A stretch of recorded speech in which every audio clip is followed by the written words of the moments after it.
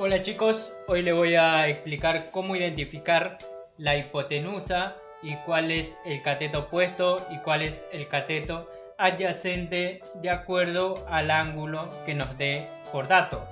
Por ejemplo, acá tengo un triángulo rectángulo donde acá tengo representado el ángulo recto, es decir, el ángulo de 90 grados. Acá tengo otro triángulo rectángulo, tengo el ángulo recto. Acá tengo otro triángulo rectángulo y también tengo el ángulo recto. Lo primero que vamos a hacer o identificar es cuál es la hipotenusa en el triángulo rectángulo. El lado opuesto al ángulo recto, es decir, el que está contrario al ángulo recto, se llama hipotenusa.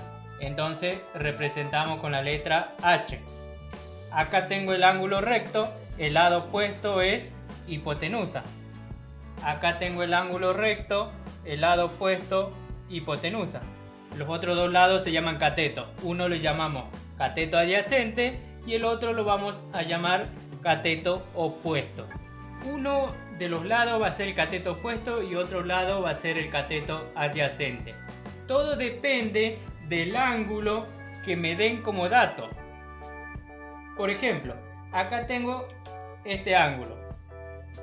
El lado opuesto, que vendría a ser ese lado, a ese se le llama cateto opuesto. Y el otro lado lo llamamos cateto adyacente. Lo mismo acá, el dato que nos da es este ángulo. El lado opuesto a ese ángulo lo llamamos cateto opuesto. Y el lado que forma el ángulo junto con la hipotenusa se llama cateto adyacente. Lo mismo con el otro. Tenemos el ángulo, el lado opuesto se llama cateto opuesto y el lado que forma el ángulo junto con la hipotenusa lo llamamos cateto adyacente. Bien, vamos a ver cómo calcular las razones trigonométricas en un triángulo rectángulo. Tenemos el ángulo recto, el lado contrario es la hipotenusa. Después tenemos como dato el ángulo, el lado contrario es el cateto opuesto y tenemos el cateto adyacente. Las razones trigonométricas que vamos a ver son seno, coseno y tangente. El seno es igual al cateto opuesto sobre la hipotenusa. ¿Sí? Cateto opuesto dividido la hipotenusa.